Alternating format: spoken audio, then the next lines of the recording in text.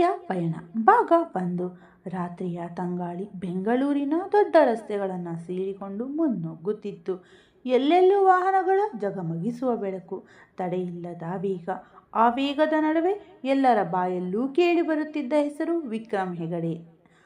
ಆತ ಕೇವಲ ಒಬ್ಬ ವ್ಯಕ್ತಿಯಾಗಿರಲಿಲ್ಲ, ಒಂದು ಶಕ್ತಿಯಾಗಿದ್ದ. ಎತ್ತರದ ನಿಲುವು, ಕಾಂತಿಯುತ ಮುಖ, ಆಳವಾದ ಕಣ್ಣುಗಳಲ್ಲಿ ಒಂದು ರೀತಿಯ ಗಾಂಭೀರ್ಯ ಅಡಗಿತ್ತು. ಆತನ ನಡೆಯಲ್ಲಿದ್ದ ಆತ್ಮವಿಶ್ವಾಸ ಎದುರಿಗಿದ್ದವರು ತಾವಾಗಿಯೇ ದಾರಿ ಬಿಡುವಂತೆ ಮಾಡುತ್ತಿತ್ತು.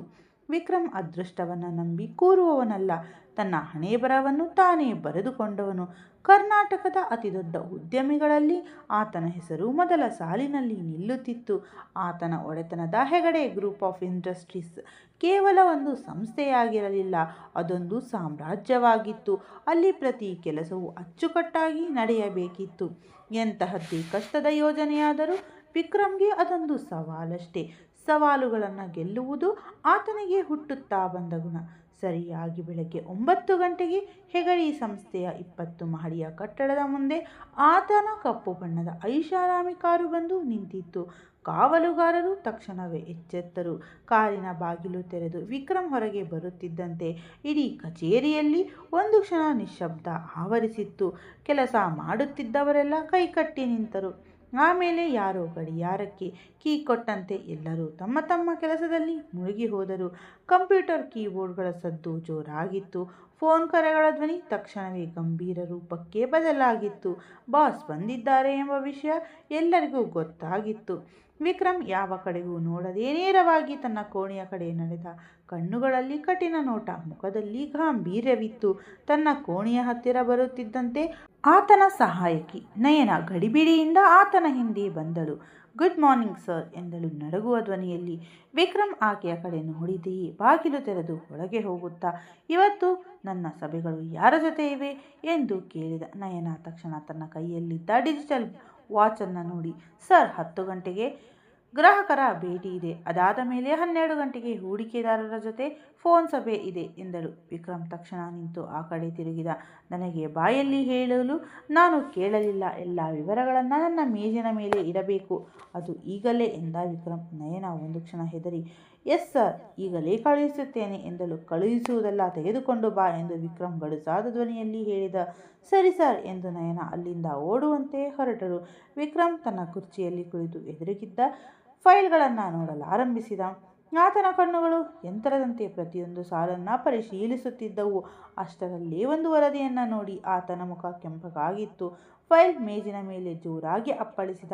ನಯನ ಎಂಬ ಆತನ ಧ್ವನಿ ಇಡೀ ಕೋಣೆಯಲ್ಲಿ ಮೊಳಗಿತ್ತು. ನಯನ ಓಡೋಡಿ ಬಂದಳು.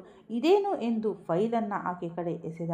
ನಯನ ನಡುಗುವ ಕೈಗಳಿಂದ ಅದನ್ನು ಹಿಡಿದುಕೊಂಡು, ಸರ್, ಇದು ಹೊಸ ಯೋಜನೆ ಎಂದಳು. ವಿಕ್ರಮ್ ಧ್ವನಿ ಇನ್ನೂ ಕಠಿಣವಾಯಿತು. ಇದರಲ್ಲಿ 3 ಕಡೆ ಲೆಕ್ಕ ಬಿಟ್ಟು ಹೋಗಿದೆ, 2 ಕಡೆ ತಪ್ಪು ಲೆಕ್ಕವಿದೆ. ಇದೇನಾ ನಮ್ಮ ಸಂಸ್ಥೆಯ ಕೆಲಸದ ಶೈಲಿ ಎಂದು ಕ್ಷಮಿಸಿ ಸರ್, ಈಗಲೇ ಎಂದು ನಯನ ಮುಗಿಸುವ ಮುನ್ನವೇ, ನನಗೆ ಕ್ಷಮೆ ಬೇಡ, ಕೆಲಸ ಬೇಕು, ಅಚ್ಚುಕಟ್ಟಾದ ಕೆಲಸ ಬೇಕು.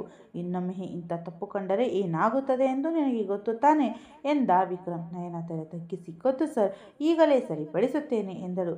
ಹಾಗೂ ಇವತ್ತಿನ ಎಲ್ಲ ಮೀಟಿಂಗ್ಗಳನ್ನು ಸಂಪೂರ್ಣ ವಿವರ, ಸಮಯ, ಗ್ರಾಹಕರ ಹಿನ್ನೆಲೆ ಎಲ್ಲವೂ ಮುಂದಿನ 10 ನಿಮಿಷಗಳಲ್ಲಿ ನನ್ನ ಕೈ ಸೇರಬೇಕು ಎಂದು ಗದರಿಸಿದ. ನಯನ ಬೇಗನೆ ಹೊರಗೆ ಬಂದಳು. ದೀರ್ಘವಾಗಿ ಉಸಿರಾಡಿ ತನ್ನ ಸೀಟ್ನಲ್ಲಿ ಕುಳಿತಳು. ಆಕೆಯ ಕೈಗಳು ವೇಗವಾಗಿ ಚಲಿಸುತ್ತಿದ್ದವು. ಸಮಯ ಎಷ್ಟು ಮುಖ್ಯ ಎಂಬುದು ಆಕೆಗೆ ಗೊತ್ತಿತ್ತು. ವಿಕ್ರಮ್ ಜೊತೆ ಕೆಲಸ ಮಾಡುವುದು ಸುಲಭವಲ್ಲ, ಆದರೆ ಇಲ್ಲಿ ಉಳಿದುಕೊಂಡರೆ ಯಶಸ್ಸು ಖಂಡಿತ ಎಂಬುದು ಅವಳಿಗೆ ತಿಳಿದಿತ್ತು. ಕೆಲವೇ ನಿಮಿಷಗಳಲ್ಲಿ ಎಲ್ಲ ವಿವರಗಳನ್ನು ಮುದ್ರಿಸಿ ಫೈಲ್ಗಳನ್ನು ಹಿಡಿದು ವಿಕ್ರಮ್ ಕೋಣೆಗೆ ಬಂದಳು. ಸರ್, ನಿಮ್ಮ ಮೀಟಿಂಗ್ಗಳ ವಿವರ ಎಂದು ಮೇಜಿನ ಮೇಲಿಟ್ಟಳು. ವಿಕ್ರಮ್ ಏನು ಹೇಳದೆ ಫೈಲ್ ನೋಡಿ ತಲೆಯಾಡಿಸಿದ. ಕೆಲಸ ಸರಿಯಾಗಿದೆ ಎಂದು ತಿಳಿದ ನಯನ ಮೆಲ್ಲಗೆ, ಸರ್, ಇವತ್ತು ರಾತ್ರಿ ನಿಮ್ಮ ಗೆಳೆಯ ಸಿದ್ಧಾರ್ಥ್ ಅವರ ಮದುವೆ ವಾರ್ಷಿಕೋತ್ಸವದ ಡಿನ್ನರ್ ಪಾರ್ಟಿ ಇದೆ ಎಂದಳು. ವಿಕ್ರಮ್ ಕಣ್ಣೆತ್ತಿ ನೋಡಿ, ಸಮಯ ಎಂದ. ರಾತ್ರಿ 8 ಗಂಟೆಗೆ ಗ್ರ್ಯಾಂಡ್ ಪ್ಯಾಲೇಸ್ ಹೋಟೆಲ್ನಲ್ಲಿ ಎಂದಳು ನಯನ. ವಿಕ್ರಮ್ ತಲೆಯಾಡಿಸಿ ಸರಿ ಎಂದ. ನಯನ ನಿರಾಳವಾಗಿ ಹೊರಗೆ ಹೋದಳು. ವಿಕ್ರಮ್ ಕುರ್ಚಿಯ ಹಿಂದೆ ಹೊರಗೆ ಕಣ್ಣು ಮುಚ್ಚಿದ. ಆತನ ಮುಖದಲ್ಲಿ ಶಾಂತವಾಗಿದ್ದರೂ ಮನಸ್ಸು ಎಲ್ಲವನ್ನೂ ತನ್ನ ನಿಯಂತ್ರಣದಲ್ಲಿಟ್ಟುಕೊಳ್ಳಬೇಕೆಂಬ ಹಠವಿತ್ತು. ಇವತ್ತಿನ ರಾತ್ರಿಯ ಪಾರ್ಟಿ ತನ್ನ ಬದುಕಿನ ದಾರಿಯನ್ನೇ ಬದಲಾಯಿಸುತ್ತದೆ ಎಂಬ ಸಣ್ಣ ಸುಳಿವು ಆತನಿಗಿರಲಿಲ್ಲ. ಅದೇ ನಗರದ ಒಂದು ಸಣ್ಣ ಹಳೆಯ ಮನೆಯಲ್ಲಿ ಗೋಡೆಯ ಬಣ್ಣವೆಲ್ಲ ಕಿತ್ತು ಹೋಗುತ್ತಿದ್ದರೂ ಅಲ್ಲಿ ಹೊಸ ಕನಸುಗಳ ಬೆಳಕಿತ್ತು. ಅಲ್ಲಿ ವಾಸವಿದ್ದವಳೇ ಸಿಂಧು.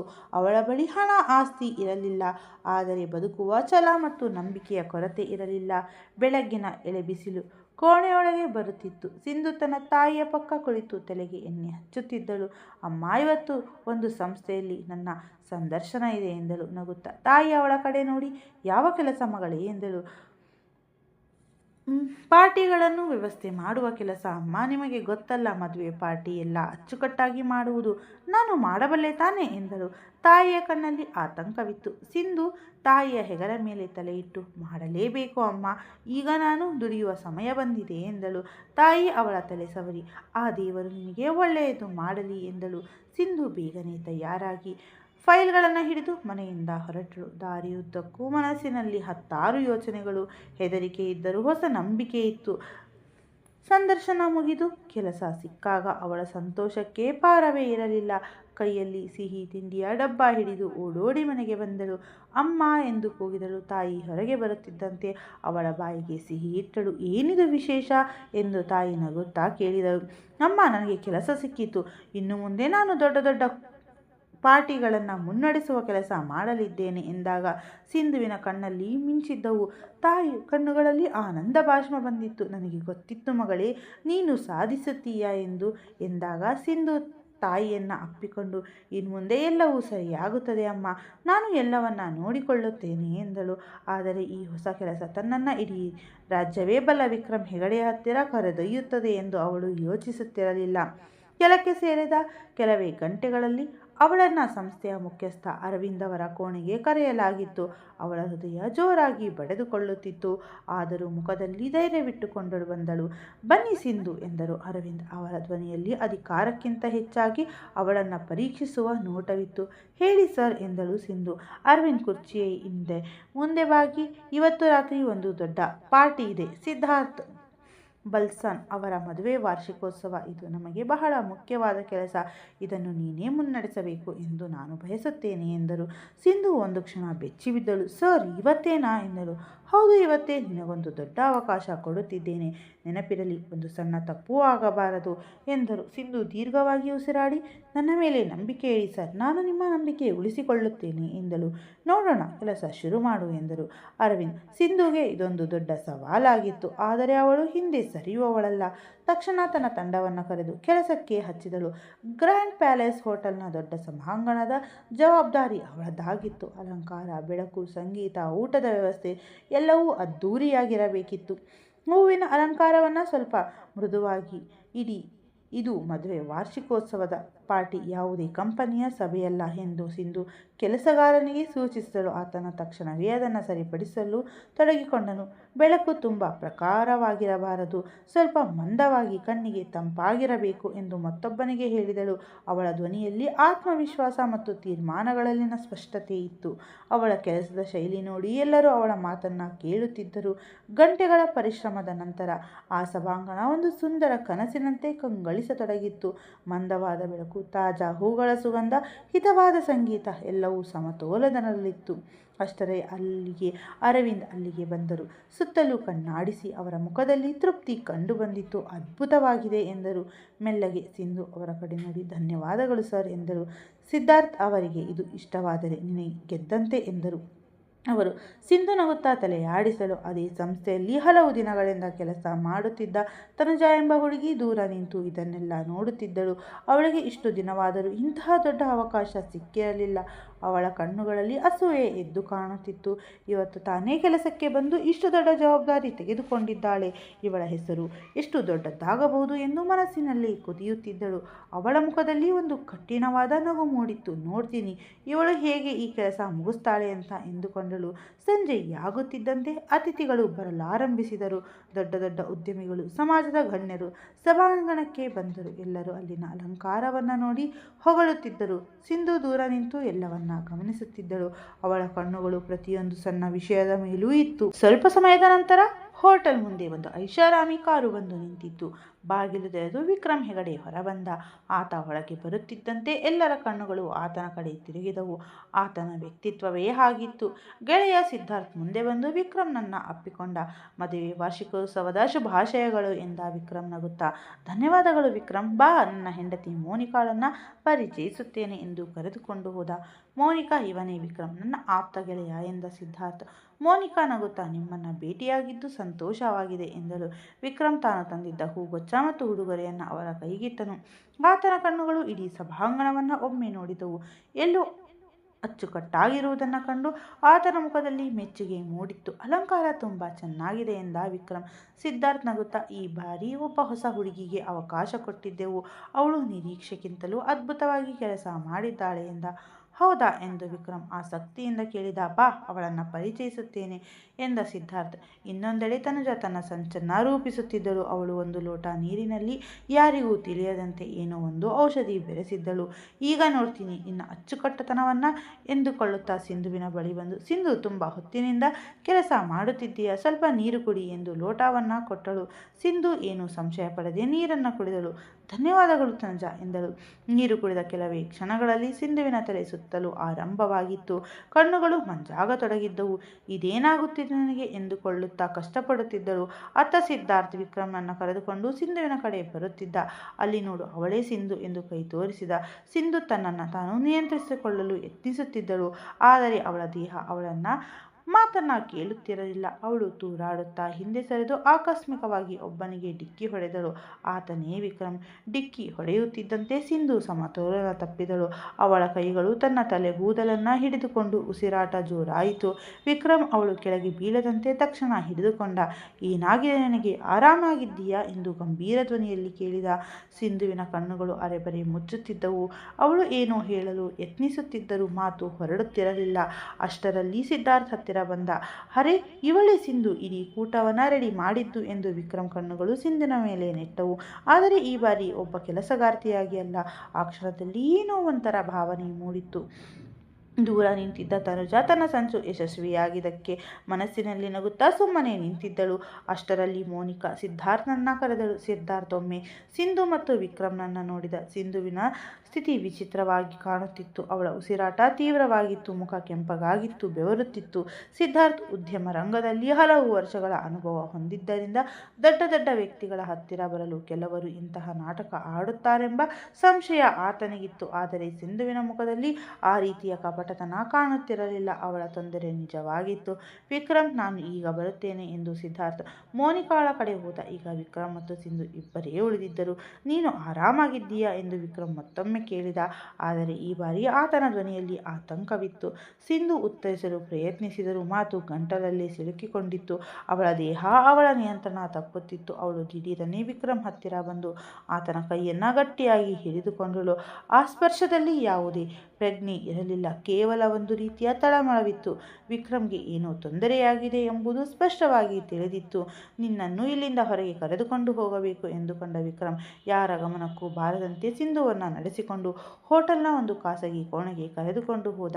ಸಭಾಂಗಣದಲ್ಲಿ ಎಲ್ಲರೂ ಪಾರ್ಟಿಯಲ್ಲಿ ಮುಳುಗಿದ್ದರಿಂದ ಯಾರೂ ಇದನ್ನು ಗಮನಿಸಲಿಲ್ಲ. ಕೋಣೆಯ ಬಾಗಿಲು ಮುಚ್ಚುತ್ತಿದ್ದಂತೆ ಸಿಂಧುವಿನ ಸ್ಥಿತಿ ಇನ್ನೂ ಹದಗೆಟ್ಟಿತ್ತು.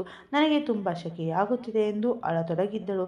ಅವಳಿಗೆ ತನ್ನ ಬಟ್ಟೆಗಳೇ ಭಾರವೆನಿಸತೊಡಗಿತ್ತು. ವಿಕ್ರಮ್ ತಕ್ಷಣ ಅವಳನ್ನು ತಡೆದು, ಬೇಡ ನಿಲ್ಲು, ನಿನಗೆ ಪ್ರಜ್ಞೆ ಇಲ್ಲ ಎಂದರೂ ಅವಳು ಕೇಳುವ ಸ್ಥಿತಿಯಲ್ಲಿರಲಿಲ್ಲ. ಅವಳ ದೇಹದ ಮೇಲಿನ ಹತೋಟಿ ಸಂಪೂರ್ಣ ತಪ್ಪಿತ್ತು. ವಿಕ್ರಮ್ ತಕ್ಷಣವೇ ಅಲ್ಲಿದ್ದ ಒಂದು ಹೊದಿಕೆಯನ್ನು ತೆಗೆದು ಅವಳಿಗೆ ಮುಚ್ಚಿ ಹಾಸಿಗೆ ಮೇಲೆ ಕೂರಿಸಿದ. ವಿಕ್ರಮ್ನ ಹೃದಯವು ಜೋರಾಗಿ ಬಡಿಯುತ್ತಿತ್ತು. ಇಂತಹ ಪರಿಸ್ಥಿತಿ ಆತನಿಗೂ ಹೊಸದಾಗಿತ್ತು.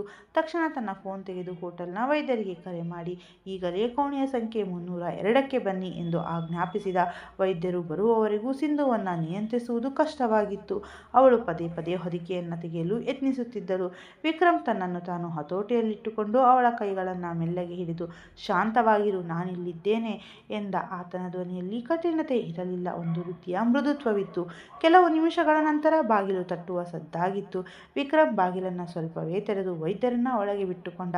ವೈದ್ಯರು ಸಿಂಧುವಿನ ಸ್ಥಿತಿಯನ್ನು ನೋಡಿ, ಇವರಿಗೆ ಯಾರೋ ತೀವ್ರವಾದ ಮದ್ದನ್ನು ನೀಡಿದ್ದಾರೆ ಎಂದರು. ವಿಕ್ರಮ್ ಕಣ್ಣುಗಳು ಕಠಿಣವಾದವು. ಅಂದರೆ ಎಂದ.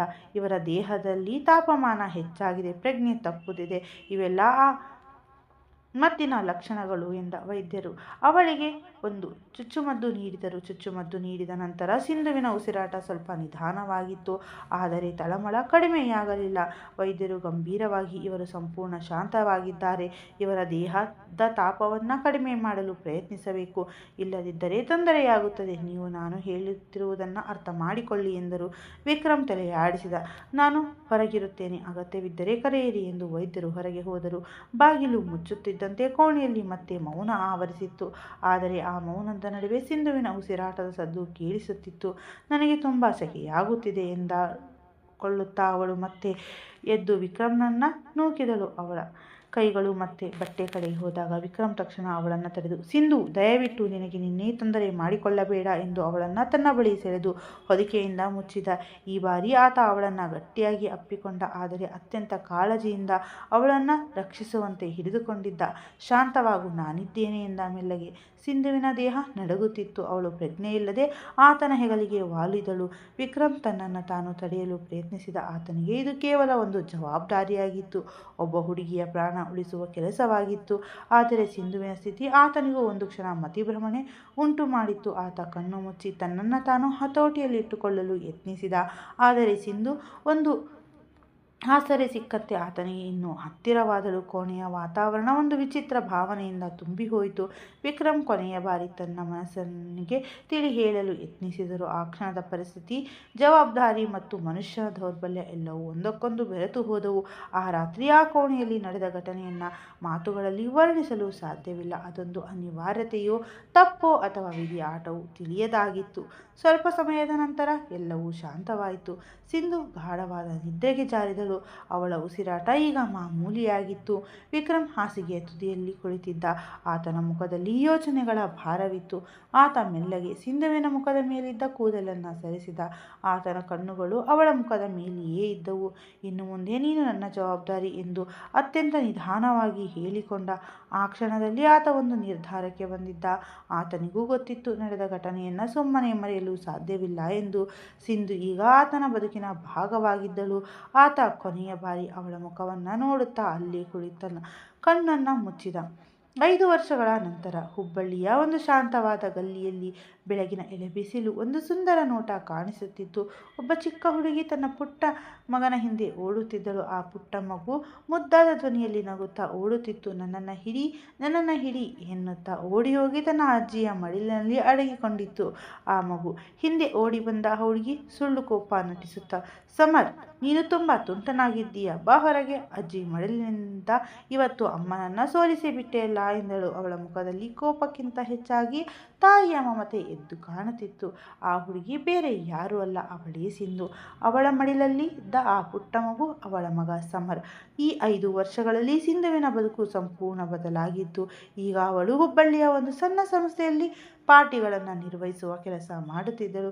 ಅವಳ ಆದಾಯ ಹೆಚ್ಚಿರದಿದ್ದರೂ ತನ್ನ ಮಗ ಮತ್ತು ತನ್ನ ತಾಯಿಯ ಜೊತೆ ನೆಮ್ಮದಿಯ ಜೀವನ ನಡೆಸಲು ಸಾಕಾಗಿತ್ತು. ಅವಳ ಕೆಲಸವನ್ನು ನೋಡಿ ಅವಳ ಯಜಮಾನರು ತುಂಬ ಸಂತೋಷ ಪಡುತ್ತಿದ್ದರು.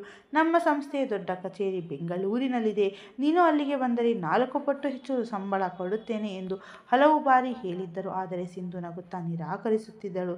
ಏಕೆಂದರೆ ಅವಳಿಗೆ ಈಗ ದೊಡ್ಡ ನಗರಗಳಾಗಲಿ ದೊಡ್ಡ ಹೆಸರಾಗಲಿ ಬೇಕಿರಲಿಲ್ಲ. ಅವಳಿಗೆ ತನ್ನ ಪುಟ್ಟ ಪ್ರಪಂಚದಲ್ಲೇ ಸಂತೋಷವಿತ್ತು. ತಾಯಿಯ ಪ್ರೀತಿ ಮತ್ತು ಮಗನ ಮುಗ್ಧ ನಗುವೇ ಅವಳ ಪಾಲಿನ ಅತಿ ದೊಡ್ಡ ಆಸ್ತಿಯಾಗಿತ್ತು. ಇನ್ನೊಂದೆಡೆ ಬೆಂಗಳೂರಿನಲ್ಲಿ ವಿಕ್ರಮ್ ಹೆಗಡೆ ಇದ್ದ.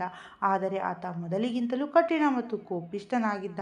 ಕಚೇರಿಯಲ್ಲಿ ಎಲ್ಲರೂ ಆತನನ್ನು ನೋಡಿ ಹೆದರುತ್ತಿದ್ದರು. ಅಂದು ಆತ ತನ್ನ ಕೆಲಸಗಾರರ ಮೇಲೆ ಸಿಟ್ಟಿನಿಂದ ಕಿರುಚಾಡಿದ. 5 ವರ್ಷಗಳಾದರೂ ಒಬ್ಬ ಹುಡುಗಿಯನ್ನು ಹುಡುಕಲು ನಿಮ್ಮಿಂದ ಸಾಧ್ಯವಾಗಲಿಲ್ಲವೇ ಎಂದ. ಅವಳೇನು ಭೂಮಿಗೆ ಅಡಗಿ ಹೋಗಿದ್ದಾಳೋ ಅಥವಾ ಆಕಾಶಕ್ಕೆ ಹಾರಿ ಹೋಗಿದ್ದಾಳೋ, ಇದಾನ ನಿಮ್ಮ ಯೋಗ್ಯತೆ ಎಂದು ರೇಗಿದ. ಆತನ ಕಣ್ಣುಗಳಲ್ಲಿ ಕೋಪಕ್ಕಿಂತ ಹೆಚ್ಚಾಗಿ ತಳಮಳವಿತ್ತು. ಏಕೆಂದರೆ ಆತನ ಬದುಕು 5 ವರ್ಷಗಳ ಹಿಂದೆ ಸಿಂಧು ದೂರ ಹೋದ ಆ ರಾತ್ರಿಯಲ್ಲೇ ನಿಂತು ಹೋಗಿತ್ತು. ಆ ರಾತ್ರಿಯ ನಂತರ ತನ್ನ ಬದುಕಿಗೆ ಯಾರಾದರೂ ಬರುವುದಾದರೆ ಅದು ಸಿಂಧು ಮಾತ್ರ ಎಂದು ಆತ ನಿರ್ಧರಿಸಿದ್ದ. ಆದರೆ ಅಂದು ಬೆಳಗ್ಗೆ ಆತ ಕಣ್ಣು ಬಿಟ್ಟಾಗ ಸಿಂಧು ಅಲ್ಲಿರಲಿಲ್ಲ. ಆತ ತಕ್ಷಣ ಎದ್ದು ಸಿದ್ಧಾರ್ಥ್ಗೆ ಕರೆ ಮಾಡಿ ಸಿಂಧುವಿನ ಕಚೇರಿಯ ವಿಳಾಸ ಪಡೆದಿದ್ದ. ಅಲ್ಲಿಂದ ಅವಳ ಮನೆಗೆ ಹೋದಾಗ ಅವಳು ಎಲ್ಲವನ್ನ ಬಿಟ್ಟು ಎಲ್ಲೋ ಹೊರಟು ಹೋಗಿದ್ದಾಳೆ ಎಂಬ ವಿಷಯ ತಿಳಿದಿತ್ತು. ಅಂದಿನಿಂದ ಆತ ಅವಳನ್ನು ಹುಡುಕುತ್ತಿದ್ದರೂ ಯಾವುದೇ ಸುಳಿವು ಸಿಕ್ಕಿರಲಿಲ್ಲ. ಆತ ಸಿಂಧು ಅಂದು ರಾತ್ರಿಯ ನಂತರ ಕಣ್ಣು ಬಿಟ್ಟಾಗ ಬೆಳಗ್ಗೆ ಎಳೆಬಿಸಿಲು ಕಿಟಕಿಯ ಪರದೆ ನಡುವಿನಿಂದ ಕೋಣೆಯೊಳಗೆ ಬರುತ್ತಿತ್ತು. ಸಿಂಧುವಿನ ಕಣ್ಣುಗಳು ಭಾರವಾಗಿದ್ದವು. ಮೆಲ್ಲಗೆ ಕಣ್ಣು ಬಿಟ್ಟಾಗ ತಲೆಯಲ್ಲಿ ವಿಪರೀತ ನೋವು ಕಾಣಿಸಿಕೊಂಡಿತ್ತು. ಆದರೆ ತಕ್ಷಣ ತನ್ನ ಪಕ್ಕದಲ್ಲಿ ಮಲಗಿದ್ದ ವಿಕ್ರಮ್ನನ್ನು ನೋಡಿ ಅವಳ ಹೃದಯ ಒಂದು ಕ್ಷಣ ನಿಂತಂತಾಗಿತ್ತು. ಅವಳು ತನ್ನ ಸ್ಥಿತಿಯನ್ನು ನೋಡಿಕೊಂಡಳು. ಚದುರಿದ ಕೂದಲು, ಅಸ್ತವ್ಯಸ್ತವಾಗಿದ್ದ ಬಟ್ಟೆಗಳು ಎಲ್ಲವನ್ನ ಹೇಳುತ್ತಿದ್ದವು. ಅವಳ ಕಣ್ಣುಗಳಲ್ಲಿ ಮೊದಲು ಆಶ್ಚರ್ಯ, ನಂತರ ನೋವು ಮತ್ತು ಮರುಕ್ಷಣ ದ್ವೇಷ ಮೂಡಿತ್ತು. ಅವಳಿಗೆ ನೆನಪಿದ್ದಿದ್ದು ಇಷ್ಟೇ: ಪಾರ್ಟಿಯಲ್ಲಿ ತನುಜ ಕೊಟ್ಟ ನೀರನ್ನು ಕುಡಿದ ನಂತರ ತನ್ನ ದೇಹದಲ್ಲಿ ವಿಪರೀತ ತಾಪಮಾನ ಹೆಚ್ಚಾಗಿತ್ತು, ಪ್ರಜ್ಞೆ ತಪ್ಪಿತ್ತು. ಈಗ ತನ್ನ ಈ ಸ್ಥಿತಿಗೆ ವಿಕ್ರಮ್ ಹೆಗಡೆಯೇ ಕಾರಣ ಎಂದು ಅವಳ ಮನಸ್ಸು ತೀರ್ಮಾನಿಸಿತ್ತು. ಇವನು ನನ್ನ ಜೊತೆ ಇಂತಹ ಕೆಲಸ ಮಾಡಿದ್ದಾನೆ ಎಂದುಕೊಳ್ಳುತ್ತಾ ಅವಳ ಕಣ್ಣುಗಳಿಂದ ನೀರು ಸುರಿಯಿತು. ಆದರೆ ಆ ಕಣ್ಣಿನಲ್ಲಿ ದೌರ್ಬಲ್ಯವಿರಲಿಲ್ಲ, ಅಪಮಾನ ಮತ್ತು ಆಕ್ರೋಶವಿತ್ತು. ಅವಳು ಗಾಢ ನಿದ್ರೆಯಲ್ಲಿದ್ದ ವಿಕ್ರಮ್ನನ್ನ ನೋಡಿದಳು. ಆತನಿಗೇನೂ ತಿಳಿಯದಂತೆ ಮಲಗಿದ್ದ. ಸಿಂಧುವಿನ ಮನಸ್ಸಿನಲ್ಲಿ ಕೋಪ ಉಕ್ಕಿ ಬಂತು. ವಿಕ್ರಮ್ ಹೆಗಡೆ, ನಾನು ನಿನ್ನನ್ನು ಎಂದಿಗೂ ಕ್ಷಮಿಸುವುದಿಲ್ಲ. ನೀನು ನನಗೆ ಮಾಡಿದ ಈ ಅನ್ಯಾಯಕ್ಕೆ ಒಂದು ದಿನ ಖಂಡಿತ ಶಿಕ್ಷೆ ಅನುಭವಿಸುತ್ತೀಯ ಎಂದು ಮನಸ್ಸಿನಲ್ಲಿ ಶಪಿಸಿದಳು. ಅವಳು ತಕ್ಷಣ ಎದ್ದು ಕಷ್ಟಪಟ್ಟು ತನ್ನ ಬಟ್ಟೆಗಳನ್ನು ಸರಿ ಮಾಡಿಕೊಂಡಳು. ದೇಹ ಸಾಥ್ ನಾಡದಿದ್ದರೂ ಅವಳು ಅಲ್ಲಿ ನಿಲ್ಲಲಿಲ್ಲ. ಅವಳು ಕೊನೆಯ ಬಾರಿಗೆ ವಿಕ್ರಮ್ನನ್ನ ದ್ವೇಷದ ಕಣ್ಣುಗಳಿಂದ ನೋಡಿ ಕೋಣೆಯಿಂದ ಹೊರಗೆ ನಡೆದಳು. ಆ ಕ್ಷಣದಲ್ಲಿ ಅವಳು ತೆಗೆದುಕೊಂಡ ಒಂದು ನಿರ್ಧಾರ ಎಂದರೆ ಈ ನಗರದಿಂದ ದೂರ ಹೋಗಬೇಕು. ಆತನ ಹೆಸರಿನ ನೆರಳು ಕೂಡ ತನ್ನನ್ನು ಕಾಡಬಾರದು ಎಂದು. ಅವಳು ನೇರವಾಗಿ ತನ್ನ ಮನೆಗೆ ಬಂದಳು. ಬಾಗಿಲು ತೆರೆದ ತಾಯಿ ಅವಳ ಸ್ಥಿತಿಯನ್ನು ನೋಡಿ ಗಾಬರಿಯಾದಳು. ಏನಾಯಿತು ಸಿಂಧು, ನೀನು ಆರಾಮಾಗಿದ್ದೀಯಾ ಎಂದಳು. ಆದರೆ ಸಿಂಧು ಏನನ್ನ ವಿವರಿಸಿದೆ. ಅಮ್ಮ, ನಾವು ಇಲ್ಲಿಂದ ಹೋಗುತ್ತಿದ್ದೇವೆ ಎಂದಳು ಅಷ್ಟೇ. ಅವಳ ಧ್ವನಿಯಲ್ಲಿದ್ದ ಗಾಂಭೀರ್ಯ ನೋಡಿ ತಾಯಿ ಮತ್ತೊಂದು ಮಾತನಾಡಲಿಲ್ಲ. ಕೆಲವೇ ಗಂಟೆಗಳಲ್ಲಿ ಅಗತ್ಯವಿದ್ದ ಸಾಮಾನುಗಳನ್ನು ಮೂಟೆ ಕಟ್ಟಿ ತಾಯಿಯನ್ನು ಕರೆದುಕೊಂಡು ಹುಬ್ಬಳ್ಳಿಗೆ ರೈಲು ಹತ್ತಿದಳು. ಬೆಂಗಳೂರು ಹಿಂದೆ ಉಳಿಯಿತು, ಆದರೆ ಅದರ ಜೊತೆಗಿದ್ದ ನೋವು ಮಾತ್ರ ಮರೆಯಾಗಲಿಲ್ಲ. ಹುಬ್ಬಳ್ಳಿಗೆ ಬಂದ ನಂತರ ಹಲವು ದಿನಗಳವರೆಗೆ ಸಿಂಧು ಯಾರ ಜೊತೆಯೂ ಮಾತನಾಡುತ್ತಿರಲಿಲ್ಲ. ಅವಳು ಕಮ್ಮಿ ಮಾತನಾಡುತ್ತಿದ್ದಳು, ಯೋಚನೆ ಜಾಸ್ತಿ ಮಾಡುತ್ತಿದ್ದಳು. ತಾಯಿ ಕೇಳಿದಾಗಲೆಲ್ಲ ದಣಿವಿದೆ ಅಮ್ಮ ಎನ್ನುತ್ತಿದ್ದಳು. ಆದರೆ ಒಂದು ದಿನ ತಾಯಿ ಒಂಟಿಯಾಗಿ ಕುಳಿತು ಅಳುತ್ತಿರುವುದನ್ನು ನೋಡಿ ಸಿಂಧುವಿನ ಮನಸ್ಸು ಕರಗಿತ್ತು. ತನ್ನ ಮೌನ ತಾಯಿಯನ್ನು ಒಳಗೆಂದು ಕೊಲ್ಲುತ್ತಿದೆ ಎಂದು ಅವಳಿಗೆ ತಿಳಿಯಿತು. ಅಂದೇ ಅವಳು ತನ್ನನ್ನು ತಾನು ಚೇತರಿಸಿಕೊಂಡು ಒಂದು ಸಣ್ಣ ಸಂಸ್ಥೆಯಲ್ಲಿ ಕೆಲಸಕ್ಕೆ ಸೇರಿದಳು. ತನ್ನ ದೊಡ್ಡ ಕನಸುಗಳನ್ನೆಲ್ಲ ಬದಿಗಿಟ್ಟು ಕೇವಲ ಬದುಕಿಗಾಗಿ ದುಡಿಯಲು ಆರಂಭಿಸಿದಳು. ದಿನಗಳು ಕಳೆಯುತ್ತಾ ಹೋದವು. ಬದುಕು ಹೇಗೂ ಸಾಗುತ್ತಿತ್ತು. ಆದರೆ 2 ತಿಂಗಳ ನಂತರ ಅವಳಿಗೆ ತನ್ನ ಮಾನಸಿಕ ದಿನಗಳು ತಪ್ಪಿರುವುದು ಅರಿವಿಗೆ ಬಂದಿತ್ತು. ಮೊದಲು ಅವಳು ಅಷ್ಟಾಗಿ ಗಮನಿಸುತ್ತಿದ್ದರೂ ದಿನಗಳು ಕಳೆದಂತೆಯೇ ಅವಳಿಗೆ ಹೆದರಿಕೆ ಶುರುವಾಗಿತ್ತು. ಅವಳು ವೈದ್ಯರ ಹತ್ತಿರ ಹೋದಳು. ವೈದ್ಯರ ವರದಿ ಅವಳ ಕೈ ಸೇರಿದಾಗ ಅವಳ ಕಾಲ ಕೆಳಗಿನ ಭೂಮಿ ಕುಸಿದಂತಾಗಿತ್ತು.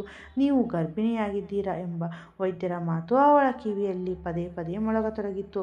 ಅವಳು ಮೌನವಾಗಿಯೇ ಮನೆಗೆ ಬಂದು ತಾಯಿಯ ಮುಂದೆ ನಿಂತಳು. ಅವಳ ಧ್ವನಿ ನಡುಗುತ್ತಿದ್ದರೂ ಮಾತುಗಳು ಸ್ಪಷ್ಟವಾಗಿದ್ದವು. ಅಮ್ಮ, ನಾನು ತಾಯಿಯಾಗುತ್ತಿದ್ದೇನೆ ಎಂದಳು. ಒಂದು ಕ್ಷಣ ಇಡೀ ಕೋಣೆಯಲ್ಲಿ ಮೌನ ಆವರಿಸಿತ್ತು. ಮರುಕ್ಷಣವೇ ತಾಯಿಯ ಮುಖದಲ್ಲಿ ಕೋಪ ನೆತ್ತಿಗೇರಿತು. ಏನಂದೆ ನೀನು ಎಂದು ಅವರ ಧ್ವನಿ ಜೋರಾಗಿತ್ತು.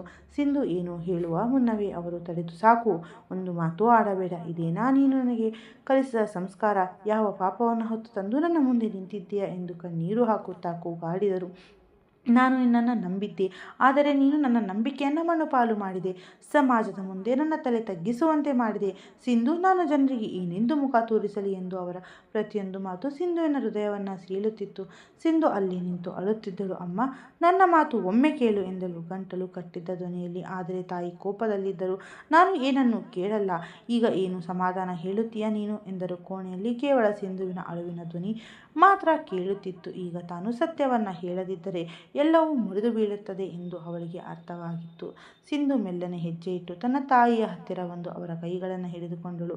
ಅಮ್ಮ, ದಯವಿಟ್ಟು ನನ್ನ ಮಾತನ್ನು ಕೇಳು. ನಿನಗೆ ನಿನ್ನ ಮಗಳ ಮೇಲೆ ಇಷ್ಟು ನಂಬಿಕೆ ಇಲ್ಲವೇ ಎಂದಳು ಸಿಂಧು. ತಾಯಿ ಅವಳ ಕೈಯನ್ನು ಕೊಡುವಲು ಯತ್ನಿಸಿದರು. ಸಿಂಧು ಈ ಬಾರಿ ಅವರನ್ನು ಗಟ್ಟಿಯಾಗಿ ಅಪ್ಪಿಕೊಂಡಳು. ಅಮ್ಮ, ನೀನು ಅಂದುಕೊಳ್ಳುತ್ತಿರುವಂತೆ ಹುಡುಗಿ ನಾನಲ್ಲ. ನಾನು ಎಂದಿಗೂ ಅಂತಹ ತಪ್ಪು ಕೆಲಸ ಮಾಡಲಾರೆ ಎಂದು ಜೋರಾಗಿ ಅಳತೊಡಗಿದ್ದಳು. ಅವಳ ಕಣ್ಣೀರಿನ ಬಿಸಿಗೆ ತಾಯಿಯ ಹೆಗಲು ಒದ್ದೆಯಾಗಿತ್ತು. ಅವರ ಕೋಪ ಮೆಲ್ಲಗೆ ಕರಗತೊಡಗಿತ್ತು. ಅಮ್ಮ, ನಿನಗೆ ನೆನಪಿದೆಯಾ ನಾನು ಬೆಂಗಳೂರಿನಿಂದ ನಿನ್ನನ್ನು ದಿಢೀರಾಗಿ ಇಲ್ಲಿಗೆ ಕರೆದುಕೊಂಡು ಬಂದ ದಿನ ಎಂದು ಸಿಂಧು ಕೇಳಿದಾಗ ತಾಯಿ ಆ ದಿನವನ್ನು ನೆನಪಿಸಿಕೊಳ್ಳುವಂತೆ ಒಂದು ಕ್ಷಣ ಮೌನವಾದರು. ನೀನು ಪದೇ ಪದೇ ಕೇಳುತ್ತಿದ್ದೆ ಏನಾಯಿತು ಎಂದು, ಆದರೆ ನಾನು ಏನೂ ಹೇಳಲಿಲ್ಲ, ಏಕೆಂದರೆ ನನ್ನ ಜೊತೆ ಏನಾಯಿತು ಎಂದು ನನಗೆ ಅರ್ಥವಾಗುತ್ತಿರಲಿಲ್ಲ ಅಮ್ಮ ಎಂದು ಸಿಂಧು ತಾಯಿಯ ಕಣ್ಣನ್ನು ನೋಡುತ್ತಾ ಹೇಳಿದಳು. ಅಂದು ಆ ಕೂಟದಲ್ಲಿ ಯಾರೋ ನನಗೆ ನೀರಿಗೆ ಏನೋ ಬೆರೆಸಿದ್ದರು. ಅವರು ಯಾರೆಂದು ನನಗೆ ಗೊತ್ತಿಲ್ಲ. ಆದರೆ ಅದಾದ ಮೇಲೆ ನನ್ನ ದೇಹ ನನ್ನ ನಿಯಂತ್ರಣದಲ್ಲಿರಲಿಲ್ಲ. ನಾನು ಎಷ್ಟೇ ಪ್ರಯತ್ನಿಸಿದರೂ ನನ್ನನ್ನು ನಾನು ಸಾಬೀತುಪಡಿಸಿಕೊಳ್ಳಲು ಆಗಲಿಲ್ಲ ಅಮ್ಮ. ನಾನು ತುಂಬ ಹೆದರಿದ್ದೆ.